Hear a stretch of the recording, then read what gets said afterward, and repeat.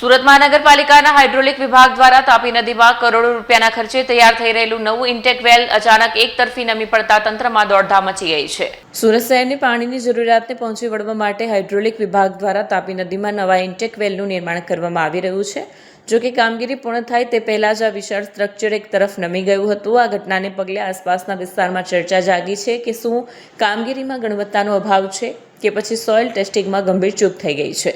આ ઘટનાને લઈને આમ આદમી પાર્ટીએ આક્રમક વલણ અપનાવ્યું છે। આપના નેતાઓ દ્વારા આક્ષેપ કરવામાં આવ્યો છે કે કોન્ટ્રાક્ટર અને અધિકારીઓની મિલીભગતને કારણે નબળું બાંધકામ થઈ રહ્યું છે। તડકેશ્વરમાં ટેસ્ટિંગ દરમિયાન પાણીની ટાંકી ધ્વસ્ત થઈ હતી, જેમાંથી તંત્રએ કોઈ બોધપાઠ લીધો નથી। જનતાના ટેક્સના કરોડો રૂપિયા આ રીતે વેડફાઈ રહ્યા છે। બીજી તરફ સુરત મહાનગરપાલિકાના હાઇડ્રોલિક વિભાગે આ મામલે લૂલો બચાવ કરતા જણાવ્યું કે કોઈ મોટી ક્ષતિ નથી, પરંતુ ટેકનિકલ ખામીને કારણે આ સમસ્યા સર્જાય છે। જવાબદાર તમામ સત્તાધીશોને રામધડુકે અપીલ કરી હતી કે હાલ ઇન્ટેક વેલનો સ્ટ્રક્ચર રિપોર્ટ બનાવવો જોઈએ અને હાઇડ્રોલિક એન્જિનિયરોનું સ્પોટ વિઝિટ પણ કરાવવું જોઈએ અને તેમના દિશા નિર્દેશો બાદ જ આ કામગીરીને આગળ વધારવી જોઈએ તેવી માંગ છે। સુરત મહાનગરપાલિકાના આમ આદમી પાર્ટીના કોર્પોરેટર મહેશ અણઘડે સરથાણા વિસ્તારમાં ચાલી રહેલ ઇન્ટેક વેલના કામમાં ગંભીર અનિયમિતતાઓ અને ટેકનિકલ ખામીઓ હોવાનો આક્ષેપ કર્યો છે। તેમણે જણાવ્યું હતું કે સરથાણા વિસ્તારમાં નવા ભળેલા વિસ્તારોમાં પીવાનું પાણી પૂરું પાડવા માટે યુનિક કન્સ્ટ્રક્શન દ્વારા અંદાજે 1 વર્ષથી ઇન્ટેક વેલ બનાવવાનું કામ ચાલી રહ્યું છે। હાલ જે ઇન્ટેક વેલ બનાવવામાં આવ્યો છે તેમાં ગંભીર ટેકનિકલ ખામીઓના કારણે આખો ઇન્ટેક વેલ નમી ગયો હોવાનું જોવા મળી રહ્યું છે।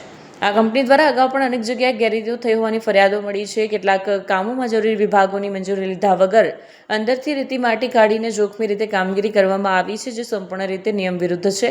આ મુદ્દે તેમણે મેયર, કમિશનર તથા હાઇડ્રોલિક વિભાગના ઝોનલ ડેપ્યુટી કમિશનર સહિત સંબંધિત તમામ અધિકારીઓને વિનંતી કરી છે કે આ ગંભીર બેદરકારી સામે તાત્કાલિક તપાસ કરી જવાબદાર તત્વો સામે કડક પગલાં લેવામાં આવે। જય હિન્દ સાથીઓ, હું છું રામધડુક, આમ આદમી પાર્ટી પ્રદેશ સંગઠન મંત્રી, કામરેજ વિધાનસભા ઉમેદવાર 2017 અને 2022। હું પોતે સિવિલ એન્જિનિયર છું અને ટેકનિકલ બાબતે જાણું છું। એટલા માટે આ સુરતની અંદર તાપી નદીના કિનારે જે પાણી માટે ઇન્ટેક વેલ બનાવવામાં આવી રહ્યો છે, કરોડો રૂપિયાના ખર્ચે આ ઇન્ટેક વેલ બનાવવામાં આવી રહ્યો છે અને મારા ઘરની પાછળ જ થાય છે। એટલે આ કામ ચાલે છે ત્યારથી લઈને આજ સુધીનું બધું મારું ઓબ્ઝર્વેશન રહ્યું છે।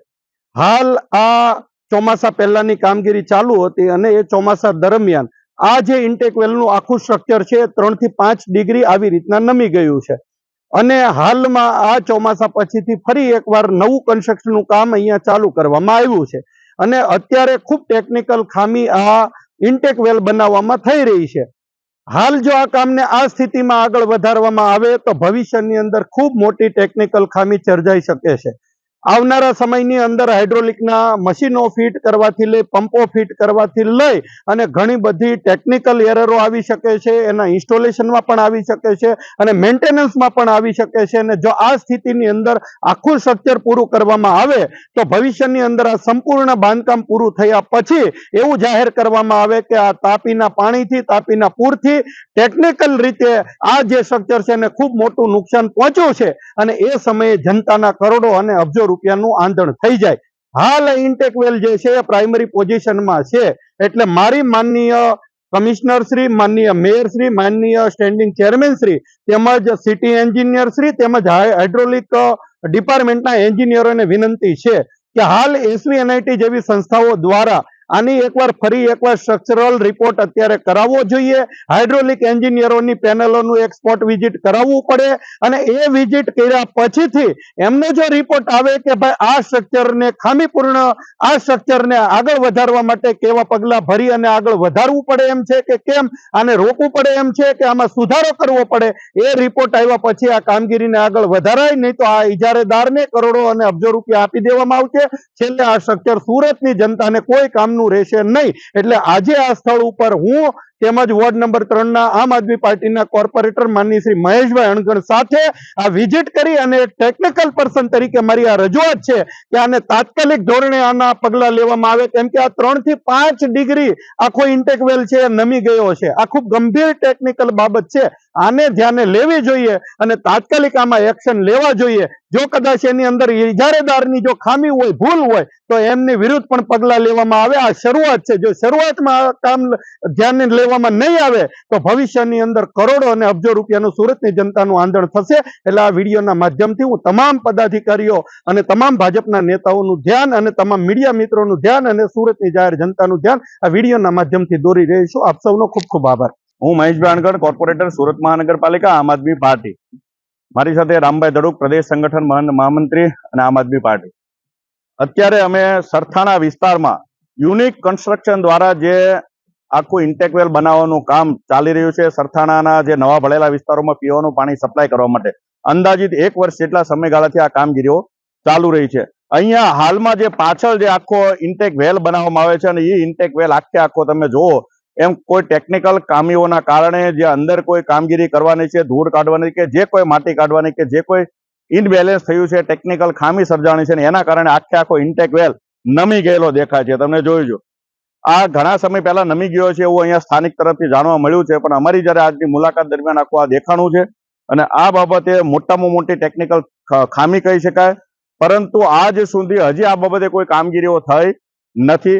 સૌથી વધુ કરોડ રૂપિયાના ખર્ચે આ આખી કંપનીઓ કામ કરતી હોય છે અને આખા તાપી પટ્ટાની અંદર જેટલી પણ જગ્યાએ આવા ઇન્ટેકવેલ કે ફ્રેન્ચવેલ બનાવવાના કામ છે એ તમામ કામો યુનિક કન્સ્ટ્રક્શન દ્વારા કરવામાં આવે છે અને ખૂબ મોટો હાથ સત્તા પક્ષો એની તરફ છે. એટલા માટે થઈને અહીંયા કદાચ કોઈ કામગીરીઓ થઈ નહીં હોય. અમારી મુખ્ય ડિમાન્ડ એ છે કે આની SVNIT પાસે આખી સ્ટ્રક્ચરલ સ્ટેબિલિટી ચેક કરાવડાવવામાં આવે અને ત્યારબાદ જો એ પોઝિટિવ આવે, સ્ટ્રક્ચર કામ લાગી શકે એવું હોય તો જ આગળની કામગીરીઓ કરવામાં આવે એવી અમારી માંગ છે. અને બીજું કે જે પણ ખામીઓ સર્જાણી છે ત્યારે આ ઇજારદારની વિરુદ્ધમાં ખૂબ એટલે ખૂબ અતિશય કડક પગલાઓ એમના વિરુદ્ધમાં ભરવામાં આવે. આ કંપની દ્વારા અનેક પ્રકારની ગેરરીતિઓ થઈ રહી છે.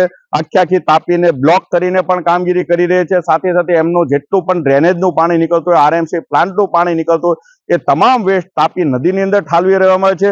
આખા પાળા બનાવવા માટે જે અંદરથી રેતી કાઢીને આજે પાળાઓ બનાવ્યા છે એમની પણ મંજૂરીઓ કોઈ જાતની તાપી વિભાગ કે સિંચાઈ વિભાગ તરફથી મળી નથી. તેમ છતાં આટલી બેદરકારીથી આ કામગીરીઓ કોન્ટ્રાક્ટર દ્વારા થઈ રહી છે. ત્યારે ખાસ કરીને માનનીય મેયરશ્રી, માનનીય કમિશનરશ્રી તમામને અને હાઇડ્રોલિક વિભાગના ઝોનલ જે અધિકારી છે, ડેપ્યુટી કમિશનર જેમની જવાબદારી આવે છે એ તમામને વિનંતી છે કે આમની વિરુદ્ધમાં કડકમાં કડક કાર્યવાહીઓ કરવામાં આવે.